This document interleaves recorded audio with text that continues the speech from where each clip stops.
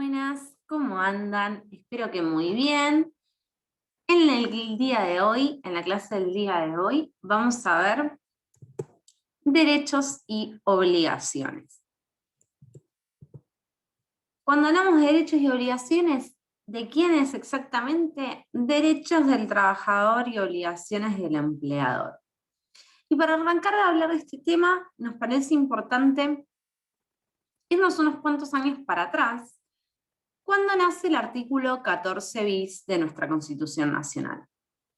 ¿Qué pasaba en 1957 cuando se crea este nuevo artículo en nuestra Constitución? En primer lugar, en ese periodo, hacía poco, se había derrocado el gobierno de Juan Domingo Perón, estaba en el poder Aramburu, y se decide hacer una modificación en la Constitución Nacional que tenía que ver con, en primer lugar, eliminar la reforma de la Constitución que había hecho el gobierno de Perón. En segundo lugar, reivindicar, podemos decir, la Constitución de 1853.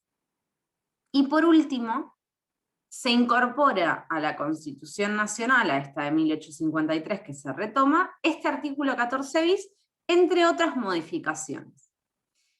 ¿Qué es lo que va a decir este artículo 14 bis? En primer lugar, este artículo va a dar ciertas premisas, ciertos ejes que la Constitución considera que son imprescindibles para poder garantizar la protección de los trabajadores. Hablando en criollo, el artículo 14 bis nos va a cuidar como trabajadores. Y hablando de cuidar, y hablando de estos ejes que mencionaba antes, este artículo 14 bis da a dimensionar distintos aspectos sobre los cuales nos va a cuidar como trabajadores. Por eso es que vamos a desarmar este artículo 14 bis y vamos a ver algunos fragmentos de su texto y su razón de ser. Es decir, ¿qué quiere decir el 14 bis cuando dice esto? Y en primer lugar vamos a agarrar condiciones dignas y equitativas de labor. ¿Qué quiere decir el artículo 14 bis cuando dice esto? En primer lugar, cuando hablamos de condiciones dignas de trabajo, estamos hablando de que el trabajador cuente con un espacio y un lugar para trabajar y con las herramientas necesarias para que el trabajo sea digno y no afecte a su salud. En este marco, cuando hablamos de que no afecta a su salud, existe una ley que es la Ley de Seguridad e Higiene en la Argentina, que es la 19.587, si no me equivoco, que va a regular todo lo que tiene que ver con condiciones seguras e higiénicas de trabajo para cuidar a nuestros trabajadores. Esto quiere decir que todo este detalle a nivel salud va a estar abarcado en una ley. Pero también con esto de condiciones dignas, lo que nos va a decir el artículo 14 bis es, si no son dignas, se tiene que haber algún tipo de criterio para preservar estos trabajadores. Por un lado, para lo que es condiciones insalubres, trabajadores que, por más de que se les den todas las herramientas, están expuestos a ciertas condiciones que pueden afectar su salud. La LST, que es la Ley de Contrato de Trabajo, va a contemplar un pago especial. Y en algunos casos, que lo vamos a ver más adelante, también va a poder regular que ciertos trabajos, por sus características, tengan una jornada de trabajo más limitada, es decir, que dure un poco menos, ¿sí? Bien. Bueno, por otro lado, cuando hablamos de esta parte del artículo 14 bis, vamos a hablar de condiciones dignas y equitativas de labor. Cuando hablamos de equitativas, simplemente nos vamos a referir a que los trabajadores que realicen una misma tarea reciban las mismas herramientas que los protejan de su trabajo, pero también que reciban el mismo pago. Y esto también lo vamos a ver más adelante. Bien. Vieron que recién yo decía que había dos formas de preservar el trabajo insalubre. Una tenía que ver con un pago especial y la otra va a tener que ver con una jornada limitada. Esta jornada limitada es solo para los trabajadores que realizan alguna tarea que impacta sobre su salud. No. El artículo 14 bis va a hablar de jornada limitada para todos los trabajadores, ¿sí? ¿Por qué? Porque busca garantizar el descanso del trabajador, que haya un corte, que haya un momento donde pueda desconectarse de sus tareas. Por eso, se va a contemplar una cantidad de horas que cada uno de nosotros puede trabajar.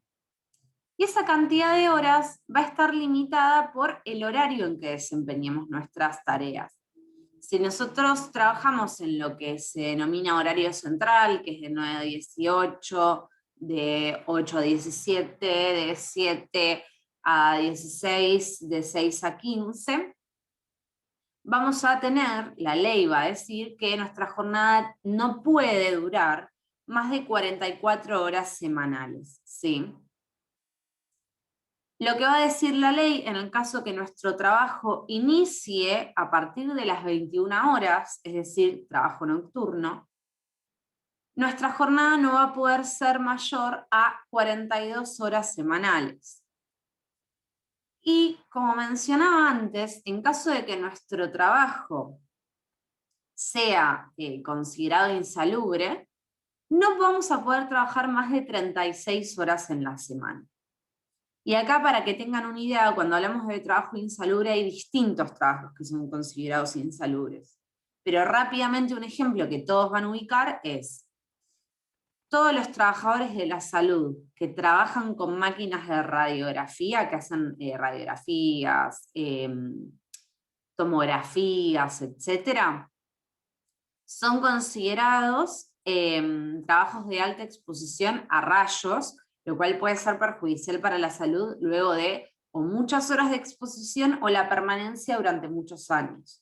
Por eso esos trabajadores, si bien ellos trabajan, vos lo ves, que están divinos en un lugar con aire acondicionado, como ese espacio puede perjudicar su salud, tienen una jornada más limitada. Bien.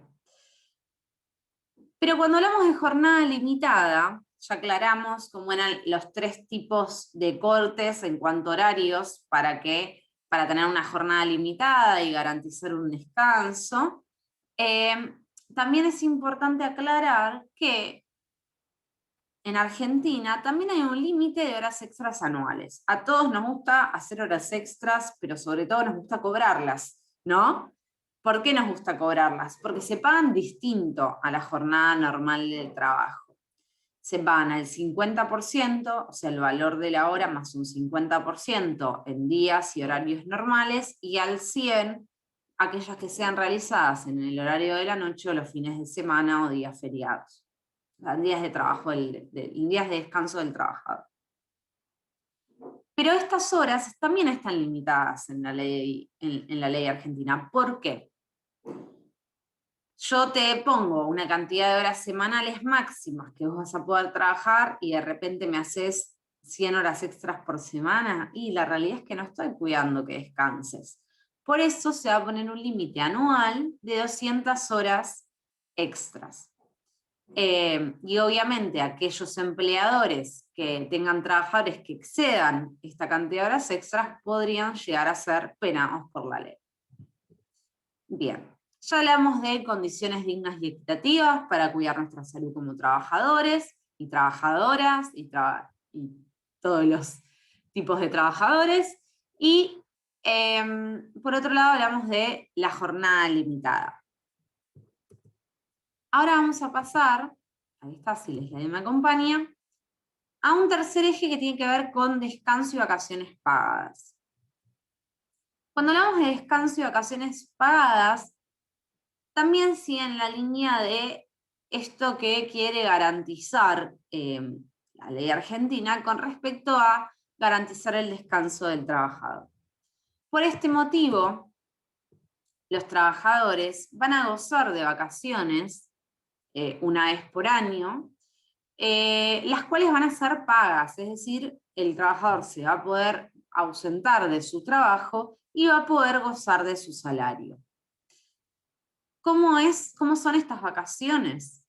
En caso que el trabajador ingrese después del 1 de julio del año, o que tenga una antigüedad de hasta 4 años, va a contar con 14 días de corridos. Decimos hasta 4 años porque en el preciso instante en que el trabajador cumple 5 años, goza de 21 días corridos. Pero imaginemos que la persona llega al periodo vacacional con 4 años y 6 meses, en ese caso siguen aplicando los 14 días. O sea, el pase de los 21 días es exactamente cuando el trabajador tiene 5 años de antigüedad, ¿sí? 5 años de antigüedad empieza a ser los 21 días corridos. Antes, 14.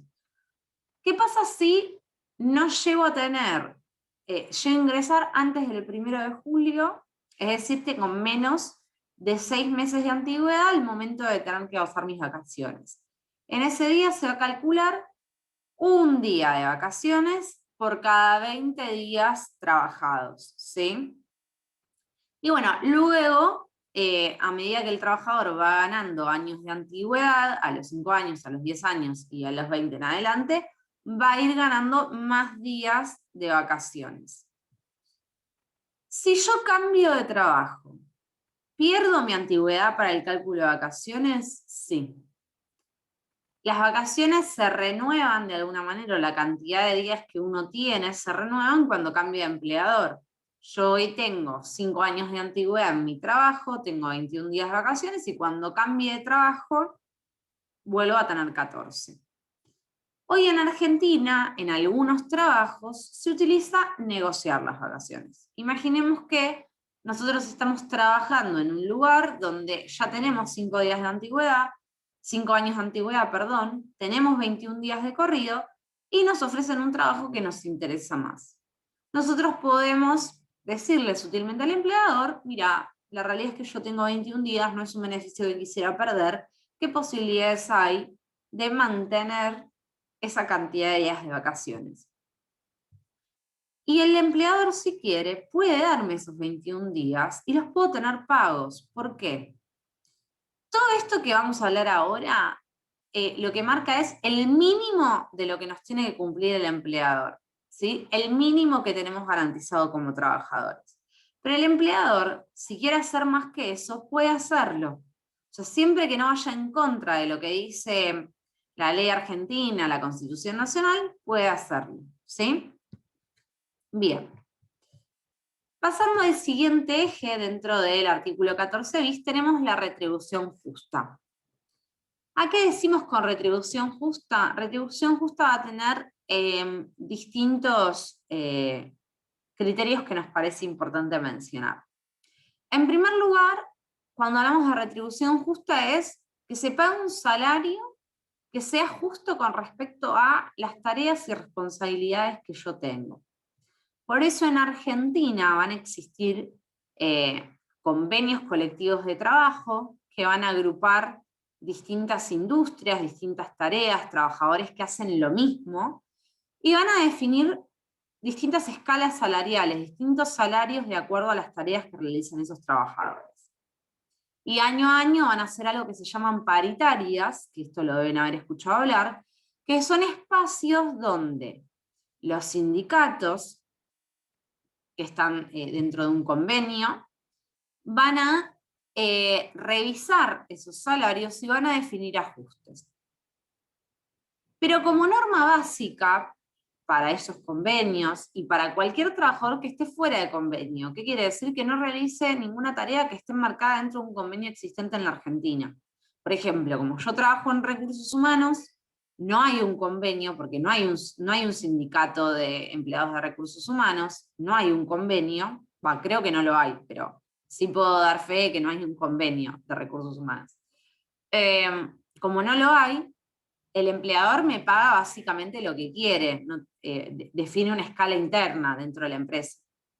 Pero para los trabajadores que están dentro de una tarea, de un marco, de un sindicato, como son los trabajadores de la salud, los trabajadores de la educación, los metalúrgicos, los ferroviarios, etc., el Estado va a decir, bueno, vos tu convenio lo puedes arrancar del salario que quieras, pero yo voy a definir el salario mínimo vital y móvil que va a ser para todo trabajador mayor de 18 años que que preste servicios a un empleador, que trabaje para un empleador.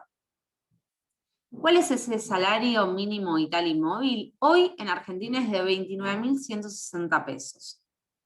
¿Y qué es lo que va a garantizar este salario mínimo vital y móvil? Que todo trabajador que desempeñe sus tareas en relación de dependencia va a poder gozar de este salario.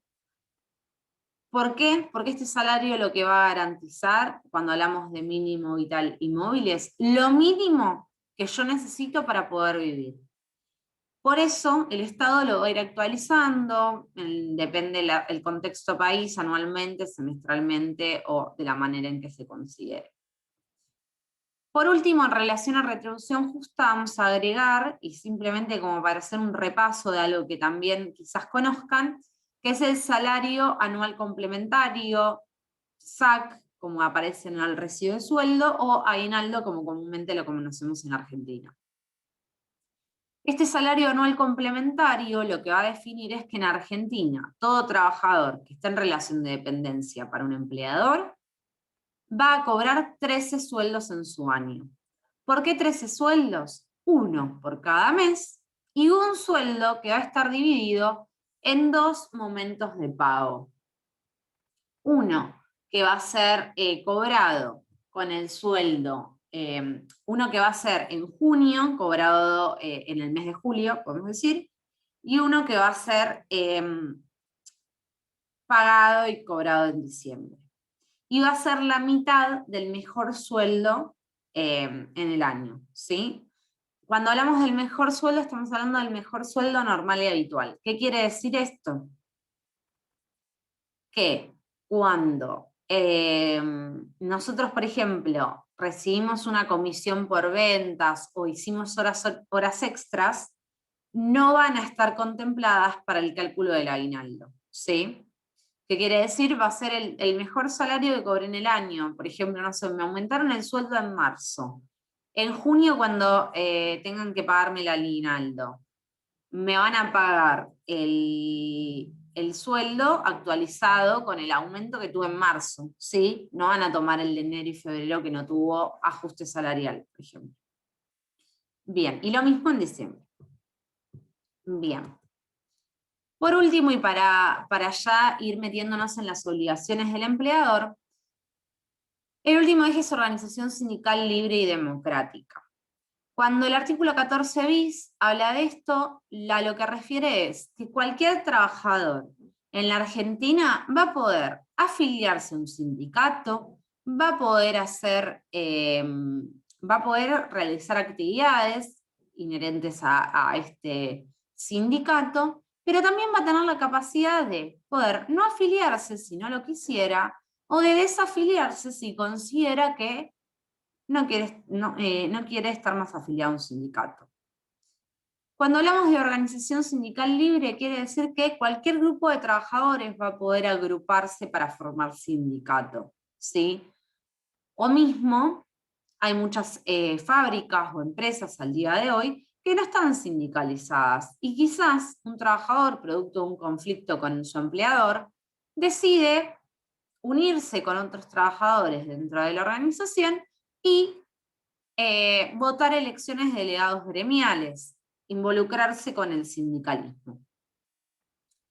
Todo esto está contemplado cuando hablamos de organización sindical libre y democrática. Para cerrar, simplemente vamos a hacer un breve repaso. Si bien los derechos los derechos del trabajador son obligaciones del empleador, es importante hacer un repaso sobre algunos ejes que tienen que ver con las obligaciones de los empleadores y las empleadoras de Argentina. En primer lugar, tienen obligación de pagar la remuneración del primer al quinto día hábil de cada mes, ¿sí? Luego del quinto día hábil, el trabajador puede reclamar el pago por mora, es decir, por la demora del empleador o empleadora en pagar la remuneración. Deber de seguridad, de preservar la vida del trabajador. Y más adelante vamos a ver que habla del deber de protección, que tiene que ver con dar las herramientas necesarias para que no esté en riesgo la vida del trabajador y de las trabajadoras. Esto es lo que está relacionado con condiciones dignas de trabajo en el artículo 14 bis. Por otro lado, reintegro de gastos y resarcimiento de daños. Por ejemplo, en este contexto de pandemia, muchos trabajadores y trabajadoras nos vimos afectados por trabajar desde nuestras casas, un aumento en el gasto de nuestros servicios. Por eso hay un decreto creado en la Argentina que regula el teletrabajo y que dice que a partir de que termine la pandemia, todos los empleadores van a tener que pagar ese excedente, ese costo mayor en el cual incurrieron los y las trabajadoras por tener que trabajar desde su casa. Gastos adicionales en luz, en gas, en internet, etc. Con lo cual, reintegro de gastos también está contemplado. Deber de ocupación, esto quiere decir, si yo a usted contrato para realizar una tarea específica, tengo el deber como empleador de darte tareas, de darte trabajo. Y obviamente darte un trabajo que está relacionado con el motivo por el cual fuiste contratado. Yo no puedo contratarte para ser barrendero y ponerte arriba de un barco pesquero a pescar peces. No, ¿sí? Y el deber de ocupación tiene que ver con que si yo como empleador no cumplo mi deber de ocuparte en las tareas inherentes a lo que te contraté, el trabajador se va a poder dar por despedido, ¿sí? Por otro lado, deber de entregar certificado de trabajos y aportes va a tener que ver con cuando finalice una relación laboral, ya sea porque el trabajador renuncia o porque es desvinculado, el empleador va a tener que entregar los certificados correspondientes que den visibilidad de que se hizo el pago de aportes correspondientes. Todo lo que tiene que ver con seguridad social, aportes a la jubilación, a la obra social, etc. Igualdad de trato, esto quiere decir hombres, mujeres,